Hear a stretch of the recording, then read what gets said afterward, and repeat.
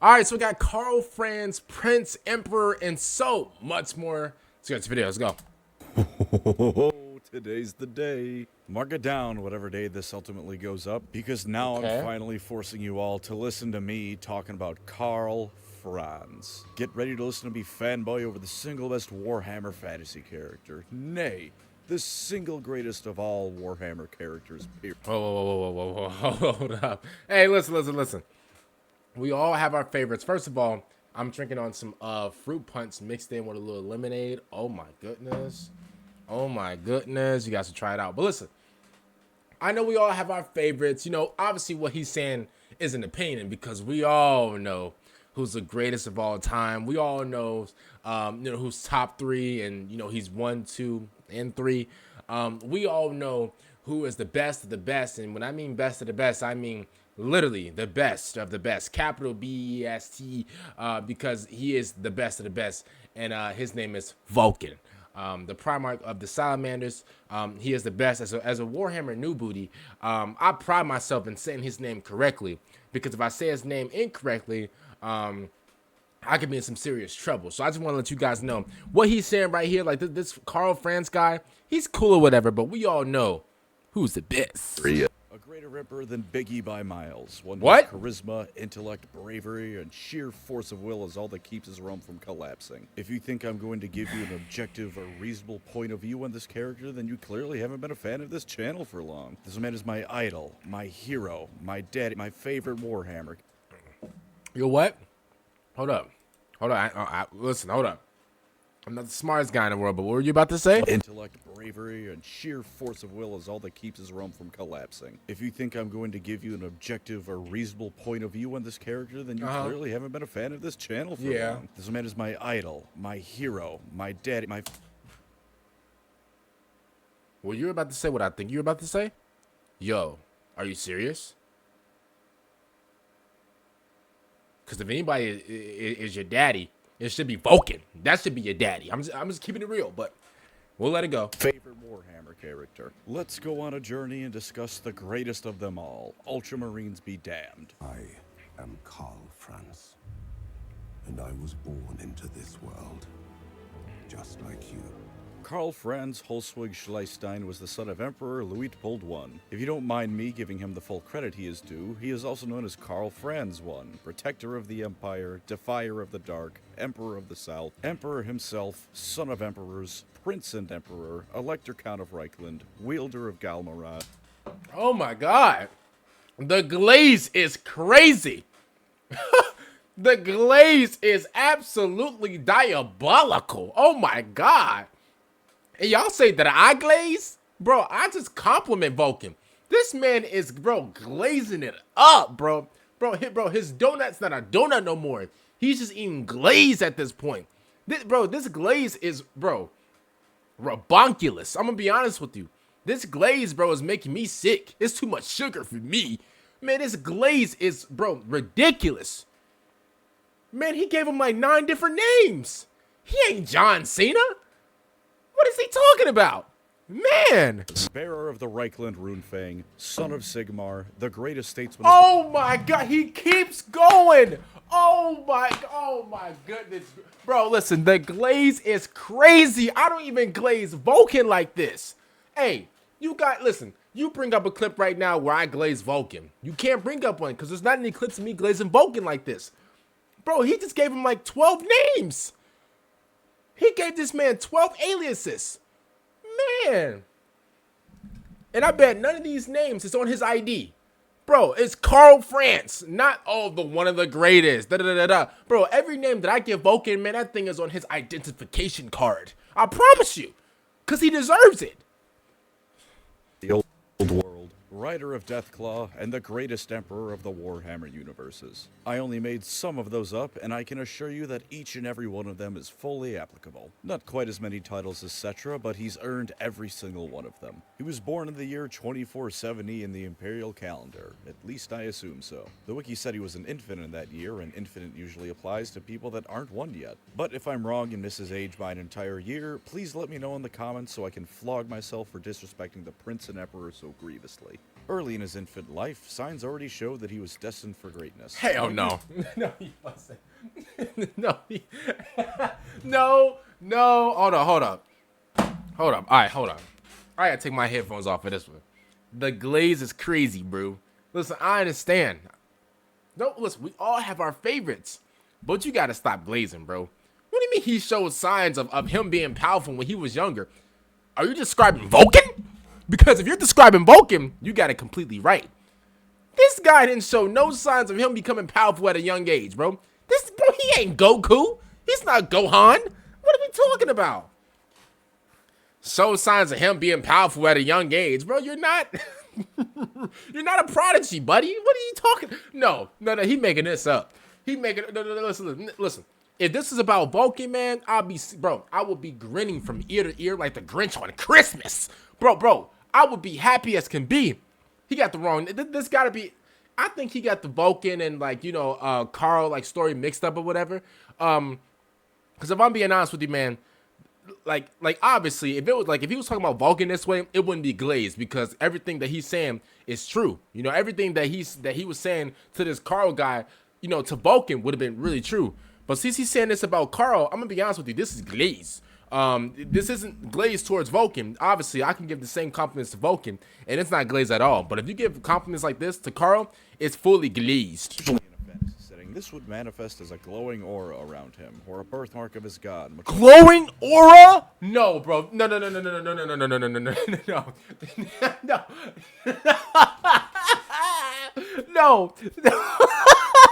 No, glowing aura? What you think you're a Saiyan? No, this ain't. Yo, is this true? Hey, genuinely, no troll. Is this true? Bro had a glowing aura by the time he was 2. He couldn't even digest applesauce. How does he have a? Alton was born with. For Karl Franz, it manifested by his father and guard being ambushed by beastmen in the forest. The Reichsguard were cut down as 3 Gorgons showed up despite their efforts, but a hail of arrows by the Wood Elves ensured Emperor and son survived. You might be thinking they just got lucky, but come on now. The Wood Elves could give less of a shit if some random humans died to the beastmen. With the Empire's burgeoning industry and the Wood Elves being, Wood Elves, they'd probably welcome it. And yet they saved Franz, so they must have known this man was going to turn out to be something special. In fact, one of the Wood Elves even outright ignored the Emperor's thanks, looked Karl Franz square on, and called him the young Emperor before leaving. The signs pointing towards Karl's future greatness are neon bright and flashing like a police siren. His childhood beyond that is relatively unremarkable for a young noble, educated on courtly manners, politics, and all that fun Game of Thrones stuff. In other words, he basically he almost barely. Okay, he barely graduated the 11th grade.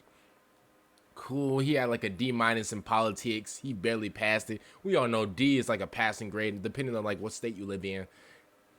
All right, cool, we'll give it to him. But at the end of the day, bro, he's not like why are we like, bro, come on, bro, like, all right, come on, yo, Pan, you know I like you, right, bro? The gig is up, bro. The gig is up. What are we like?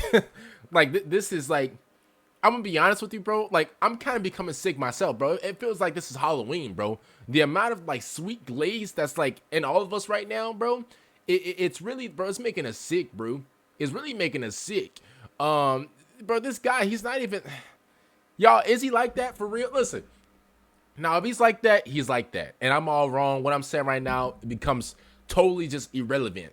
But if I'm right, bro, please scream out in the comments that I'm right, because a lot of you guys say that I glazed Vulcan. Bro, Vulcan deserves it, bro. Vulcan, he came out the womb, a beast, bro. He's the son of the Emperor. I don't know if I think this guy right here, I think he's like I think he's in like no shot. I don't think he's in like Warhammer 40K. I think he's in like Warhammer Fantasy and stuff like that. So, I mean, listen, if he's really cool, he's really cool. But like, obviously, like, like my guy, my king, the sweet glorious Vulcan, he's in 40K. We all know that, like, in 40K, it's a whole nother ball game. Like, it's just like, he was raised in the trenches. Obviously, look at his dad. His dad is the Emperor, and stuff like that. So he deserves to be glazed completely. This guy right here, I mean, I guess he was a cool swordsman. I mean, sure, like, he used to, like, throw papers to people's lawns and stuff like that every morning when he was 8. Sure, he used to, like, sure, he became a blacksmith at like 16 or whatever. That's cool and all. But when you're as great as Vulcan, bro, you deserve all the respect. You deserve all the glaze. It's not even glaze at that point. Sorry, my sweet glorious King Vulcan. It's not even like glaze at that point. I think it's just respect. I don't think that like this. See this right here, man. I'm gonna just keep it completely real with you, man. All the compliments toward this guy right here. I mean, man, they're made up. They're not even like, you know, like a part of the lore. If I'm being honest with you, I would probably call it glaze, to be honest with you. But I'm just, you know, I'm just talking. Interestingly enough, however, he did not want to be the emperor. He saw how the position had been so taxing on his father and didn't want to go through such a thing. He didn't want to endure hard work. He's not a hard worker. Of course he didn't. Of course. He saw that his daddy couldn't handle it, and he was like, if my daddy couldn't handle it, then that means I couldn't handle it. Yeah. See, if it was me, and I saw my dad, like, going through it, whatever, and he had a job, I was like, you know what, man? Even though my dad went through that, man, I'm going to go through it. I'm gonna overcome it. That's if I was in here, you know. He also rather humbly just didn't think he was up to the challenge. But either way, his education must have been absolutely phenomenal because he would become one hell of a statesman in later life. Of course, the tale of his glory truly begins when he was elected to be the emperor. And believe it or not, the best place to look for information on that is a short story written under the Total Warhammer flag. It's not entirely accurate to the original telling of his ascension to the emperor, but truth be told, I prefer this version. It's a free PDF online and an enjoyable read, so go check it out. You got nothing to lose. It starts with that aforementioned beastman raid I was talking about earlier, and some poor innkeeper demands that they all get the hell out of his place of business before a Reichsguard member just manhandles him and throws the guy down the stairs. That probably wasn't the intention, but I laughed really hard at that. Anyways, election, year 2502. Aside from Boris Todbringer talking smack to his face, because of course he was, Karl... Oh, I would too. I talk the most reckless stuff to his face, bro. He wouldn't do nothing about it either. Karl, as the Prince of Reichland, was in the running to become emperor. A week after his father's funeral, it was time to suck it up and get to politicking, because there ain't no rest for the wicked, or the Elector counts, as it were. As I said earlier, Karl didn't want the position, and let it be known that much like many of the other electors, he considered himself too young to become the emperor anyways. That being said, the initial round of voting didn't allow Todbringer a victory. 10 votes are needed to become emperor, and between him getting 8, Karl getting 4, and 3 guys abstaining for whatever reason, the votes were a bit muddled. So he verbally murdered Boris and then went to go kill some goblins. Carl Franz then proceeds to leap on top of an Arachnarok spider, decapitate a goblin shaman, and then slaughter the Arachnarok in one fell swoop.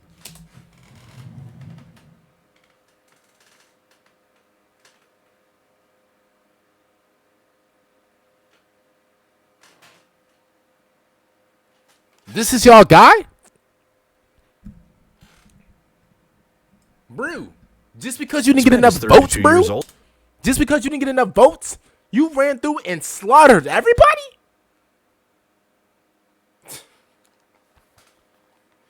This man is pitiful, bro. I can't believe y'all support him. I'm gonna just keep it completely out. Yo, y'all support this guy? Him right here. Man, bro, he's the type of guy to raise up the taxes, bro. Bro, y'all support him? At this point, I'm 24, my body already starts to creak if I stand up too quickly. Holy shit, Karl. Ooh, wait, what? For real? Yo, Pan, for real? Yo, Pan, you might have to start, like, you know, like, moving more. Bro, listen, you know what I think? Bro, go, like, bro, you don't even gotta, like, go to the gym, whatever. Bro, go play a sport, bro. Go play a sport. You'll be in really good shape, whatever. Bro, you're not supposed to feel that until you're, like, 60. Dang, for real? Man, bro, you gotta eat healthier. You gotta, play a, bro, I think... I don't like really like going to the gym and working out. I like to like play a sport. So, bro, go play a sport. Go like play basketball, whatever. Bro, you'll be good, bro. You're not supposed to feel those until you're 70, bro. And he said, I even get stuck when bro, listen, I don't hear that from nobody that's like young like that. Like 24 is young, y'all. Like, dang, yo, Pan, for real? I mean, it is what it is. You know, bro, make sure you stretch too. An assassin also tried to kill him, but then the Green Knight of Bretonnia saved his life. Yeah, make sure you stretch, man. I'll complain about Bretonians getting any amount of limelight, but old Giles Le Breton over here is the only Bretonian I think worthy of any respect, so it's cool. It helps that he's dead, and the only good Bretonian is a dead Bretonian. Don't worry, I didn't repeat that joke from another video, because that sentence wasn't a joke. Greedy tells him to talk to Leon Kerr, so Karl marches to Bretonnia alongside one of his fathers and indeed his old friends, Maximilian, the Elector Count of Ostland. I heard that name before. have a private meeting where Leon says he must become the Emperor. Karl again says he's not worthy, and Leoncoeur provides several good reasons as to why he is. After killing some orcs together and speaking further with the man, Karl finally resolves to try for the Imperial throne. Leoncoeur's depiction here almost makes me not hate him. Then I'll load up an Empire campaign and he captures Marienburg and I hate him all over again. To cut short what happens next, Karl Franz proceeds to display the finest politicking I have ever seen. He goes on a tour of the Empire and convinces every single Elector count to vote for him, from the Halfling's chief to the rest of the provinces. While he won over Middenheim by giving one hell of a speech about unity, the rest of them get conned without actually getting conned. Franz promises all sorts of different reforms and taxes that sound like they're going to be undercutting each other's rivals, but in the end, everyone benefits. He doesn't tell a single lie either. He's just so goddamn smart he words his arguments in a way that shows the benefit to everyone and makes all the electors think that they're coming out on top. Okay, something that I would do. Okay. Alright. Okay, that was smart. Okay. I'll give it to him. I'll give it to him. That's smart. Smart. Because that's something that I would do. I would finesse too. Okay. Get a little claps here and there. Okay. Sure. I'll give it to you. Also, one of the Elector counts headbutts someone to death, which is entertaining, if nothing else. The election commences, and Karl wins all but one vote. Maximilian is revealed to not have voted for him, and then when Karl bashes his head in with Galmaraz, it's revealed that, oh shit, Maximilian was a Tzeentch demon. Get bonked, you moron. Turns out the actual Maximilian has been dead for some amount of time. So now Karl's the Emperor. The vampires are getting ready to reveal themselves again. Norskin raiders are getting ready to sack Nordland for the 11th time that week. And Archaon is going to start doing his thing soon. Good luck, bud. Well, thankfully, our hero didn't need anything like luck. The Celestial College foresaw where the Norskins were gonna attack, and sure enough, before they could even reach land, they were obliterated by cannon fire. The few who did make landfall were impaled on spears and halberds, and Franz himself led the final charge that broke them. Since then, Karl continued his record of ass-kicking. He led a charge against Bretonnian knights in the same year he was elected and smashed them flat, which aside from being further proof of Bretonnian inferiority, is really funny within the context of that Total Warhammer novel. Karl, you have to be king. Also, I'm invading your lands now. He fought Greenskins and won, and he one-shot a Chaos Champion with Galmaraz. Okay. He's a winner.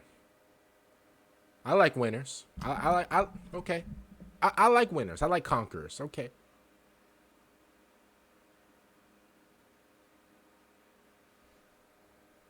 That's what I would do, you know, if I was, you know, in the Warhammer, you know. I like winners. All right, I'll give him little props here. He may not be the best warrior in the world, but he doesn't seem to have gotten that memo. Much the same as during his infancy, he was also once again assaulted by beastmen, but saved by wood elves. He had asked them for aid, and they granted it, showing once again how kick-ass he is at politics that he got the wood elves to agree to help anyone. He was actually fighting this time on account of not being 2 months old, but a Cygor knocked him off his horse with a big old boulder. Yeah, that'll do anyone in. Only this time, instead of just anyone saving him, it was Orion. You know, the incarnation of one of the elven gods. Karl Franz has the gods themselves on his side, and don't think that's going away anytime soon. Okay. So he has connections. That's smart. All right. I like smart people. Anyways, yeah, Karl got bailed out by the Wood Elves once again. Orion did send him a gift, though. A griffin egg, one that would go on to become his trusty mount Deathclaw. After that, he went on to kick more ass, like at Blackfire Pass. The same Blackfire Pass that Sigmar once routed the orcs and formed an alliance with the dwarves with. Kind of an important place in Warhammer fantasy history. Only this time, Karl didn't have any dwarven help. Wave after wave of orcs charged the Imperial lines, and at first it went pretty well for the Empire. They just kind of pointed their guns forward and let it rip. But then a horde of boar-riding orcs smashed into the left flank, and things started going south. Deathclaw was wounded earlier during a battle between Karl and a giant, which Franzy Boy soloed by the way, so he was left footslogging it. Marius Altdorf, the guy in charge of Averland who headbutted someone to death earlier before complaining about his milk having blood in it, managed to kill the boar the orc warlord was riding on. The orc understandably perhaps, was not the biggest fan of this, and crushed his throat. Marius Altdorf is now dead. Rest in pieces, you mad bastard. May you hunt down all the halflings you can in Moore's Garden. Yeah, Marius Altdorf hunted halflings for sport. Fun fact for you. Now it's up to Karl and the tattered remnants of the Imperial Army. And you know what? I'll just spoil something for you now. There's no wood elves coming to save him this time. There's no dwarfs, there's no high elves, not even Deathclaw. Just Carl Franz, what's left of his army, and a whole lot of orcs. Naturally, this meant absolutely nothing for him, because he had unlocked the part of his skill tree where he becomes unbreakable and his leadership never lowers. He engaged the orc leader in a duel, and the entire battlefield stopped to watch them. And for reference, this all happened in the middle of a massive cavalry charge. This duel was so badass that the orcs went, I'm taking a break from fighting to watch it go down. And sure enough, Franz put up a hell of a fight, but was being slowly worn down by the orc's strength. He sent up a prayer to Sigmar, and Sigmar must have been feeling nostalgic that day because it was answered. Covered in a golden aura, Franz's injuries were entirely healed, and his weariness done away with. It doesn't specifically say he turned into a warrior prophesized by legend, but I'm showing Goku on screen right now anyway, so enjoy the mental image of Karl Franz, the legendary Super Saiyan. He screamed out Unbreakable, the tribe Sigmar hailed. Alright. Okay. He got it. He got it. He got it. Okay. Alright. Okay. Maybe he is cool, right? Okay. Maybe he's great. All right. Okay. Okay. Okay.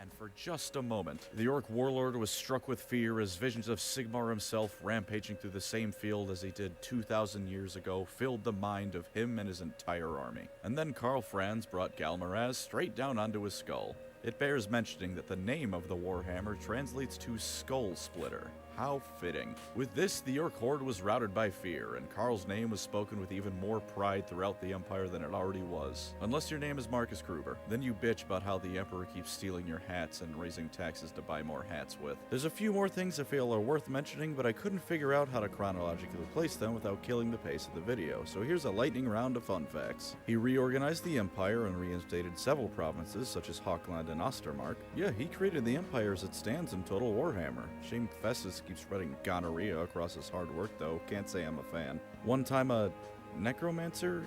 Evil spirit thing?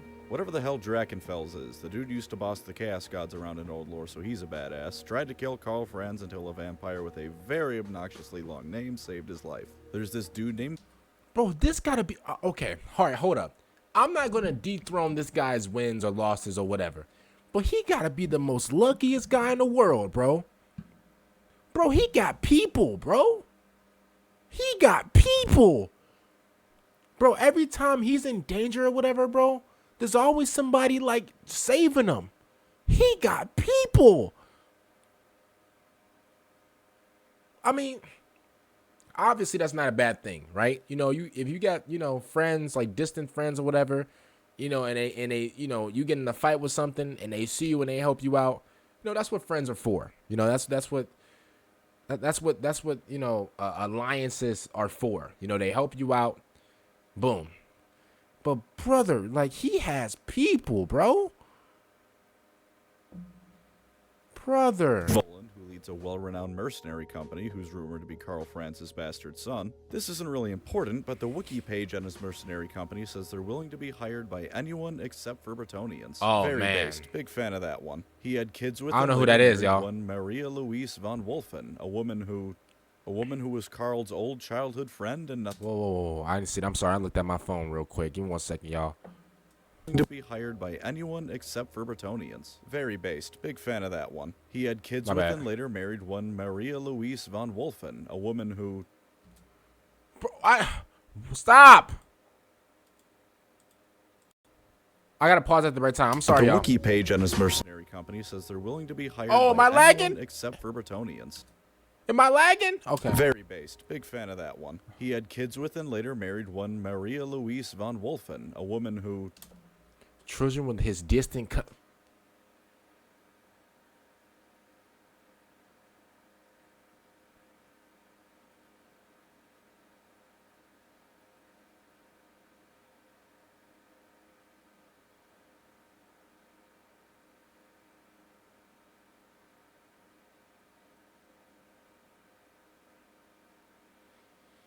I'm gonna give him a pass on this one. It says his distant cousin. I don't know if he knew that was his cousin. I don't know. It says distant though. That usually means like it's like your distant cousin. Like you don't like far away. A man can stand far away. Like far away. So I don't know if he knew. If he knew, you're nasty, you're a menace, and I take everything that I took back from you in the last 5 minutes. But if you didn't know, all right, that's disgusting. But I'm going to give you a pass. You didn't know. A woman who was Carl's old childhood friend and nothing else. They had a son named Luitpold and a daughter named Alia. I don't know who that other woman is in this painting. Seriously, if anyone has anything on her, please let me know. There's Karl Franz, Mrs. Franz, Franz Jr., but a girl. Who are you, other woman? Oh, and in first edition that's a side Warhammer piece. Fantasy Roleplay, he fucking died. Don't worry, he got better though. GW realized he couldn't kill Karl Zoggen Franz, so they retconned that. Anyways, it's time to talk about the end times. You want to see how quickly I can breeze through this so we can stop talking about the end times? Karl went to work rallying the Empire while Balthasar Gelt raised the Auric Bastion, a fuck-off huge wall to keep out chaos. The Changeling tried to murder him, and Gelt did a bit of a goofy and tried to murder the wrong guy thinking he was the Changeling. When Mr. Supreme started raising zombies, he was outed as a necromancer, and the Auric Bastion fell away without the support of him and all of his wizards, as well as Imperial priests. So now Karl was stuck in the same situation he is in Warhammer 3, surrounded by idiots, and everyone's gunning for him. Nurgle was apparently the star of the end times, aside from Archaon, so after his forces killed Leoncoeur, they moved on to Karl Franz and Altdorf. The Glotkin, you know, that really fat bastard model with the two other dudes on top, were giving Karl the business in this capital city. So while Karl did all sorts of badass things like survive a several hundred feet fall after getting knocked off Deathclaw, he was slain by the Nurgle worshipping brothers. Of course, the Glotkin apparently turned their brains off that day and left him dying on the altar of Sigmar. You know, one of the few gods left actively opposing and threatening chaos. Karl figured if it worked once, he might as well try again and called to Sigmar for raid. Sigmar once again said, "Bet assholes," and empowered Karl Franz with the magical wind of heaven. Gave him, bro, they helped him out again? Bro, how much help do you need, bro? I'm gonna be honest with you, bro. And maybe it is, bro, but like, if I was in Warhammer Fantasy or Total Warhammer, whatever they're in, bro, I'm gonna be honest with you, bro. I would have aced everybody and not asked for no help. That's how good I would be. Shortly afterwards, the Glotkin brothers were little more than a trio of flies in a jar in Nurgle's garden. I'm being serious, Nurgle put them in a cum jar for failing to take over Altdorf. Then Karl Franz purged Altdorf of chaos and went to work with his newfound power, sassing Vlad von Karstein and all sorts of other cool things. Except actually, I'm lying to you, because despite GW writing in lore where Karl says he doesn't know what's empowering him, it's actually revealed later it was Sigmar in his body the entire time. Karl Franz died in Altdorf. Why no, the end times weren't being written as they were going along. The end times were a respectful send-off to Warhammer Fantasy, the original setting that put Games Workshop on the market. Thank God for Total Warhammer. Genuinely, it has done more towards bringing Warhammer to the mainstream eye than anything GW has ever done. I mean, Really? Is that true, y'all? Is that true? Pan just said that that Total Warhammer has bring Warhammer to the mainstream. Okay. I'm gonna disagree with that. And the reason I'm gonna disagree with that is because the whole reason I got into Warhammer, and I know I'm not everybody, but I'm just gonna go off of my personal of how I even got connected with Warhammer in the first place. Obviously, last year I was reacting to like a bunch of game trailers. I still react to like game trailers now. You know, and so I think I reacted to a Warhammer. I think it was Warhammer Space Marine, like cutscene or Warhammer Space Marine cutscene or cinematic cutscene or whatever. And I was like, bro, is this a movie? Like this cutscene looked crazy or whatever. And then I was reacting to like, you know, different Warhammer what do you call it, like cinematics and cutscenes and trailers and stuff like that. I got started from Warhammer 40K. That's where I got started from. I don't know how you guys got started from it. I got started from Warhammer 40K.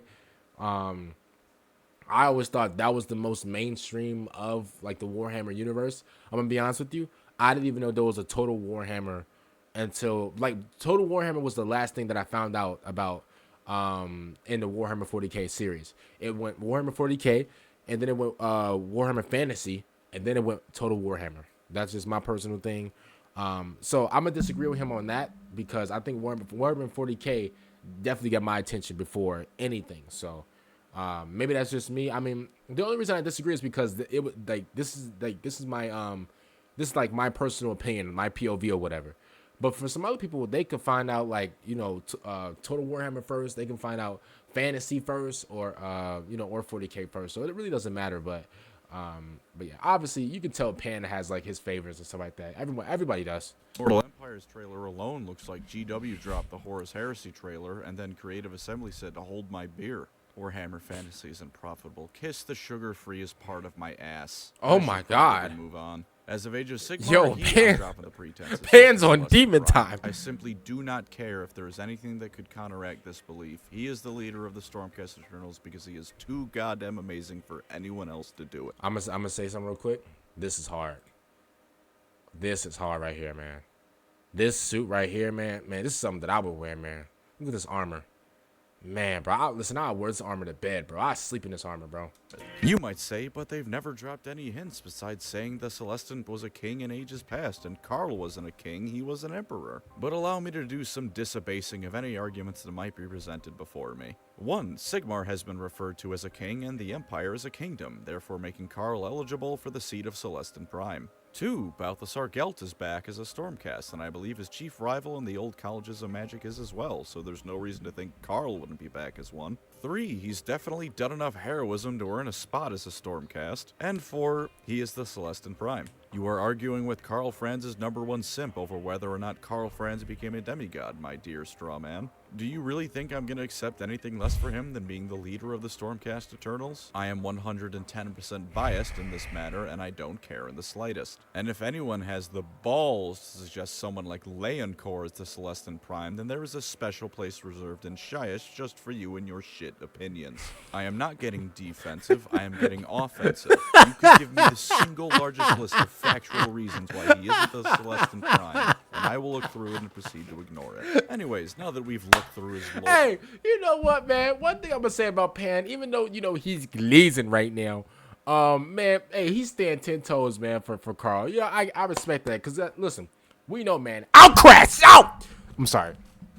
I would crash out for Vulcan. You listen, y'all know that. Y'all know I would do horrible things to somebody for Vulcan. Y'all know that. So, at the end of the day, from one glazer to another one, I respect it. Or I think now's a good time to compare him to what I believe is his closest counterpart in 40k, Guilliman. Here's your march for Macrog for them.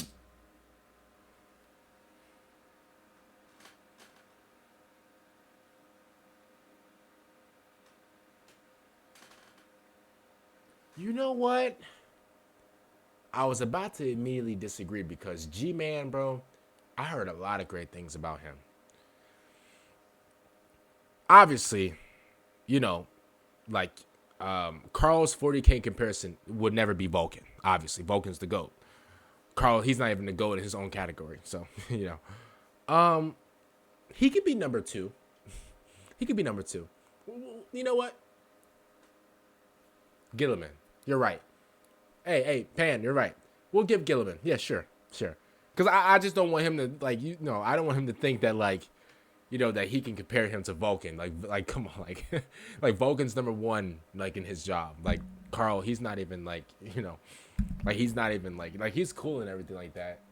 You know, like, he's strong, you know, but he's not, he's not #1. So I just wanted to just, you know, say that, so. On everyone. Both are unrivaled statesmen, both are in charge of an empire that is going through some stuff to say the very least, and both of them, while not being the absolute best warriors in the respective universes, can put the hurt on anyone who tries to take them on. They're champions of their respective gods and indeed have the favor of each of them, and they generally try the diplomatic route before breaking out the beatsticks. And as of Godblight, they've even both been directly empowered by their gods. Now as you Whoa, Vulcan has too. Vulcan has too. Vulcan has too. I just want to make sure that you know that. Should be aware of, I like Karl Franz. I love Karl Franz. I'm not saying I worship him or anything, I'm just saying that if he was real... You sure? I'd throw myself in front of a moving train at the slightest nod of his head. The glaze is real, bro. The glaze is absolutely diabolical. Man, I wouldn't dare say something like that about Vulcan. Are you serious? Yo, Pan, bro. Let it go, bro. Yo, Pan, bro. Pan, I'm pretty sure Carl likes you too, bro. But right now, bro, you creeping him out, bro. You creeping him out. He's looking, bro. He's side-eyeing you now, bro. He's side-eyeing you. He's giving you that nervous girl laugh that girls give off whenever they want to, like, you know, like hug you or something. Like yo, Pan, bro. Every time you guys meet, bro, he gives you the side hug, bro. You ever notice that? I notice it. Every time me and Vulcan meet, bro, he gives me one of these. He gives me the full hug. That's what happens. Yo, every time you meet Carl, bro, he gives you like one of the little, oh, what's up, bro? He don't even give you a hug. He gives you the elbow.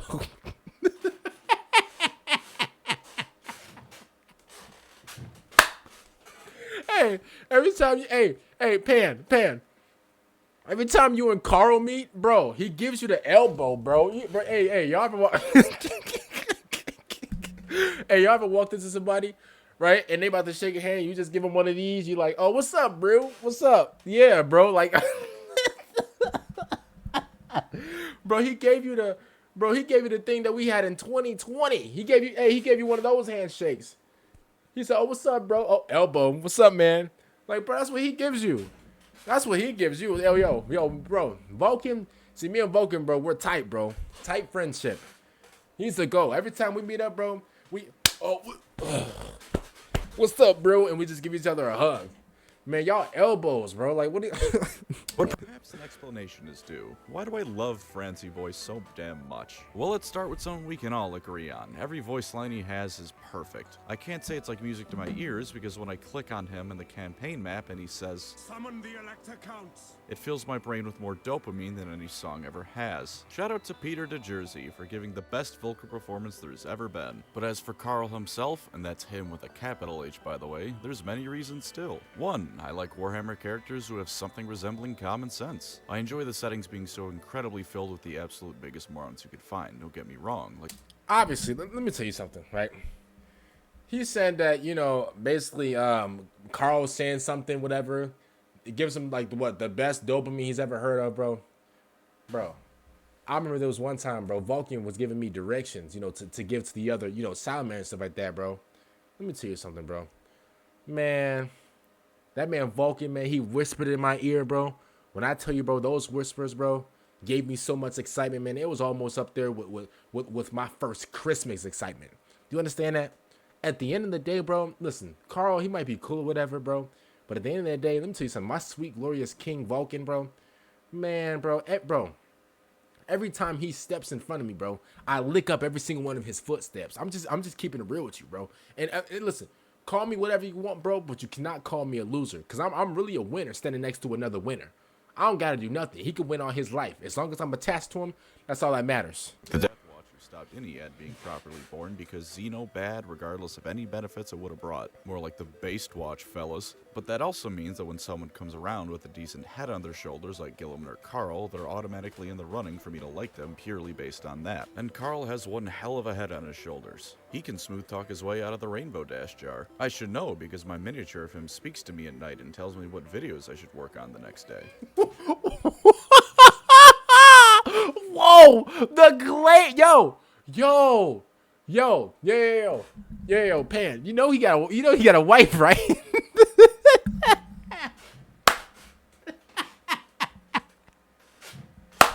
Hey, you know he got a wife, right? Hey, you know he got like a side chick, right?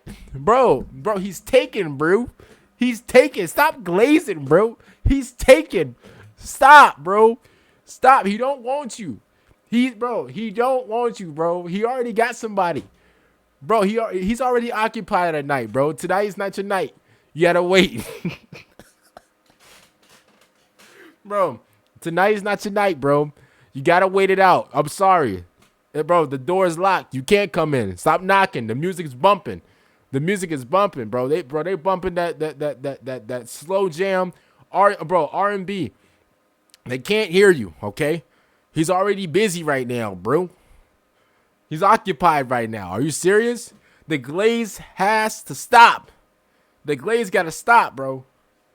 Squabbling electors or dwarves and elves arguing doesn't matter. He'll get everyone talking to each other. And yet, like I said, he's not a con man. He's something that's rarer than all the gold, diamonds, and out-of-production Warhammer minis on the planet. An honest politician working with your best interests in mind. He works with all sorts of different people in the Empire. The cults of Ulrich and Sigmar, as well as other religions, representatives from the common man, other nobles. And once again, it doesn't matter if you're a human, an elf, a dwarf, or an ogre. Whatever you are, if you're willing to sit down and hash things out, Karl Franz can make things work. And if you aren't willing to make things work, Karl Franz is going to put Galmaraz to work. He's a warrior extraordinaire, and while not the best combatant with the absolute best armor, he can fight alongside the best of them and pull his weight. If there's a battle that requires his attention, the only reason he won't be at the head of a Reichsguard charge is because he's already flying above on Deathclaw fighting something else. He's a brilliant commander as well, which is another thing that makes him stand above the average beatstick character in Warhammer. And yet to counteract that, he's not a complete and utter Mary Sue. As you've seen by now, he's lost his fair share of battles, and things don't always go right for him. And not everyone even likes him. Boris Todbringer calls him an upstart child, but he picks himself back up and gets back at it. There's no massive temper tantrum because he got his ass handed to him. He accepts that he lost, plans accordingly for the future, and gets back out there. And of course, he has the divine favor of Sigmar backing him. And you know what?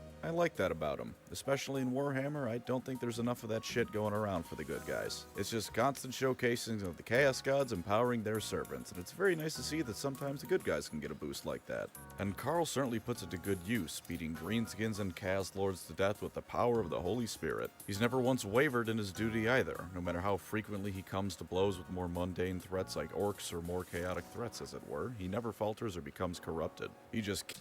I mean, alright, I guess cool, but at the end of the day, like, his comp is not really that cool, though. Like, his comp is kind of weak, if you really ask me. Vulcan's comp is really hard. Like, bro, like, there was a guy, bro, like, there was this bum guy, he was killing Vulcan over and over again, and it was really torture for me to look, because, you know, he was really killing my king over and over again, but of course, you know, my king bounced back, you know, my goat bounced back. See, that what happens. Like, Pan, maybe you'll take some lessons from this. See, whenever you have somebody that's like, you know, that's your king, and like they're really like a goat, see, it doesn't matter. See, when they die, bro, and he comes literally like right back because his regeneration is just too good. Whenever you have somebody like that, bro, it's kind of impossible for you to even like lose faith.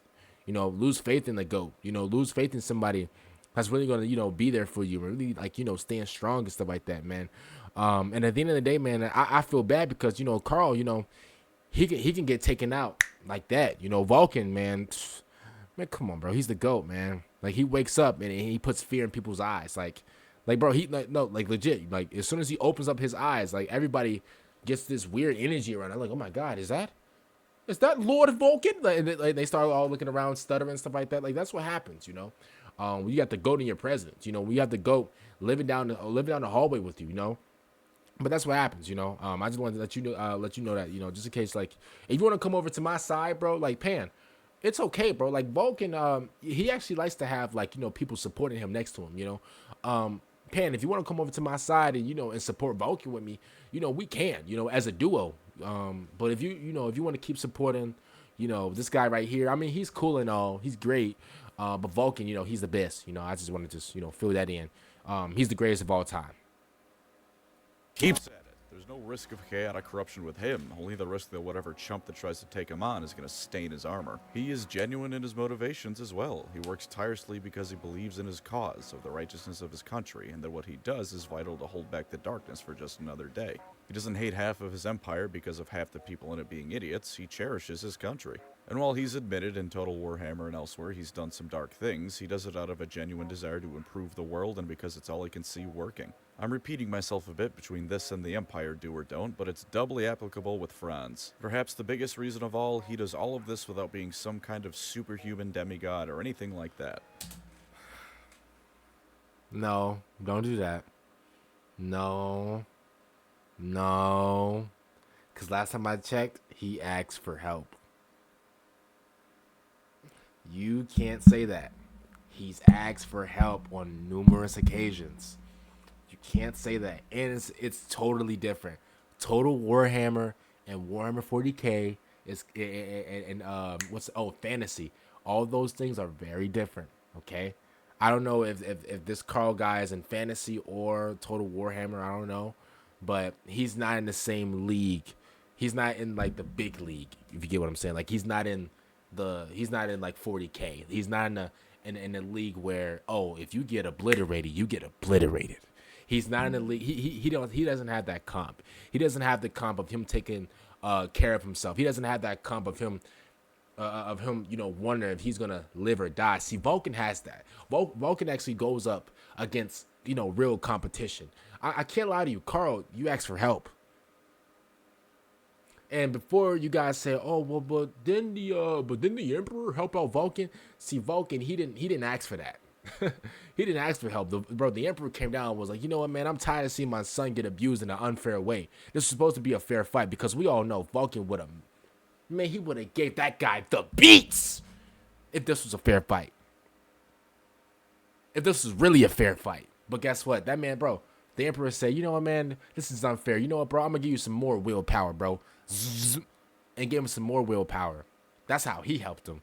Carl went up with his plate and said, "Could I have some?" and asked for help.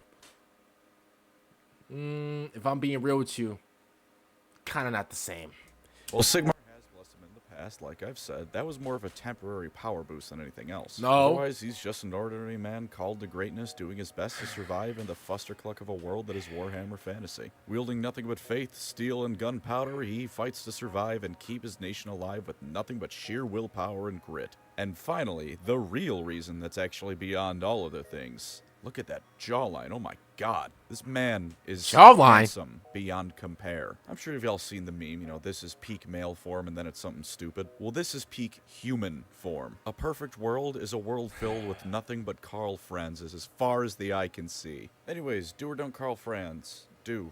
That's the segment. This entire video has been lore positives for the man, and I'm not giving you lore downsides to this man. They don't exist. There are none. He's perfect. As for gameplay, he's an all-rounder lord who can move fast, hit hard, and take a bit of a hit. Don't put him against the cheesiest ward save lord, and it'll do just fine. His campaign is currently in a rough spot, but that's the Empire as a whole rather than Carl Franz. And there is Carl Franz, the greatest statesman of the old world, and many more plaudits I could give him. Plaudits, that's a fun word. Thanks for the new word, Andy. I hope I've enlightened you all to this wonderful man. May he guide you ever onwards to glory. Thank you, of course, to my wonderful channel members. You are the Burgomeisters to my Elector count. I couldn't compare myself to Karl Franz, of course, so that's what we're going with. If you'd like to support the channel, feel free to subscribe or become a member. Either way, thank you for watching and take care out there.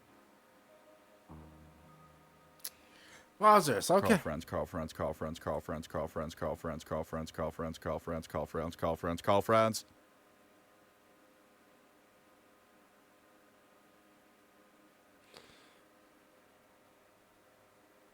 Vulcan. Comment down below. What do you guys think about this? Obviously, Vulcan is the best of the best. I just had to say that real quick. I'm going to see you guys later. Peace out, y'all.